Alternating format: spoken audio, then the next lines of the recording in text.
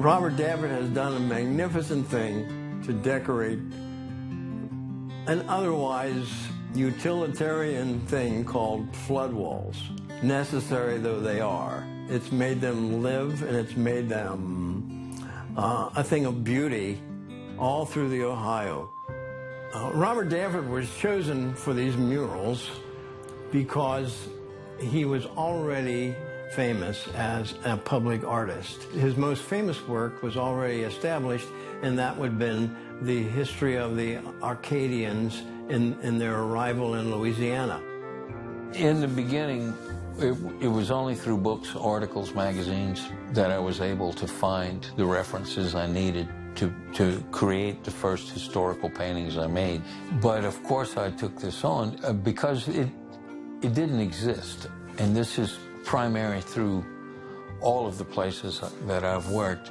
When I read, I see. The images come to me.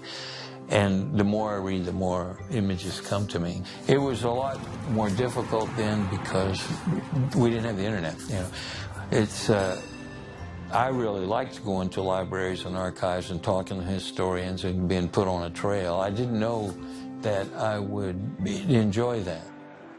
Being an historic artist requires a whole another level of skills, and it means that you need to know how to research the costumes of the time, the architecture of the time, the transportation and everything else. And if you don't get it right, it would subtract from what you think of the historical integrity. We ask for measurements of the wall, or if we're available, you know, in the location where it's going to be, we get good measurements. We try to figure out what kind of surface is like, what kind of prep we have to do beforehand to make sure it's a sound and reasonably smooth surface. Once the subject matter is decided upon, we have to come up with a unique way of showing it. Some jobs we can just, you know, they're small enough we can just start sketching on the wall and transferring the sketch or the idea onto the wall. Other jobs we have to use either a grid system or an overhead projector to transfer up. I mean, if they're really big, you have to use like a grid system to transfer your drawings. Then you lay in a couple big blocks of color over those areas, and then systematically you slowly add smaller and smaller areas of paint. Small paintings are really finger and wrist much, and when you're painting a 40-foot story building, you're using your whole body. When you're working outside on a location, the light is different from what you imagined. You're sitting at your table and you're sketching. I'm always asking my clients, what's the light exposure and what's around it? I have them take photographs. What's the street look like? Robert likes to incorporate a lot of trompe-l'oeil into the mural work. Trompe-l'oeil is a French term. It means to fool the eye. You use a variety of different techniques to do that, everywhere from traditional perspective drawing, where you're using points to create receding lines into space. You use atmospheric perspective, where you're using subtle gradations of tone and color to create an illusion of depth. We create a window frame and then paint something out of that frame. One of the things I'm best at, I think, is creating that depth. You're not exactly sure where the surface is. I often like to paint an object on the ledge, as in Covington, in the German heritage, there's a mug sitting there. I was really proud of that. That mug looked real. Each panel is sequenced and is in chronological order. And by walking from one end to the other, you can actually live the entire history of Covington and northern Kentucky.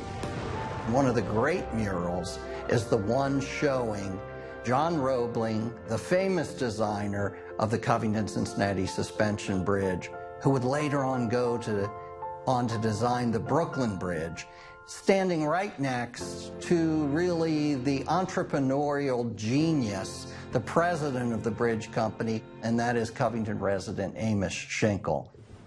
The Margaret Garner story is a tragic story. Margaret Garner reached for her youngest child, Mary, and she grabbed a butcher knife and slit the throat of the youngest child and killed her, rather than to see that poor child return to slavery. So the argument at that time was, Did she destroy property, or did she murder a human being? The fact that you would kill your own child rather than see them return to the horrors of slavery had to really make you get off the fence at some point in time and face the realities of the situation. Robert Dafford is a master in being able to take a moment in time and the energy of that moment, being able to capture that and convey what the message is of that moment in time. And he does that over and over again in Paducah's span of murals. You might see a champagne bottle being broken over a barge to christen a barge. And it's those moments in time that help to give more energy to the viewer. The Troop 1 mural of the Boy Scouts of America, it was the very last mural that was painted in this project. And it depicts the Boy Scout troop, Troop 1, here in Paducah, which is the 7th oldest Boy Scout troop in the nation, continually running troops. And I was a part of that as a kid. It starts out on the left side of the original uniform from the Boy Scouts of America in 1911. And then as you span to the right, it slowly evolves to today's uniform with the Boy Scouts. And in the background, there are tents. And those tents also evolve from left to right on a timeline. A mural that I think is rather important is the mural that depicts the flood of 1937.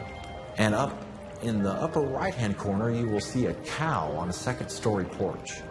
It was a picture made famous by National Geographic. This cow was up on a second-story porch, and Bossy was the cow's name. Bossy survived for over a month on that porch. What I would have liked to have seen was a picture of them getting the cow up and down the stairs, but the cow on the second-story porch is kind of an unforgettable image. Anything that can excite people and make them enthusiastic about history and art and architecture, and all at once, that's an amazing gift to have as an artist, to be able to pass that on to future generations. It's a diary that's not private. It's a diary that is open and accessible to the public. It's the stories that you're able to take with you.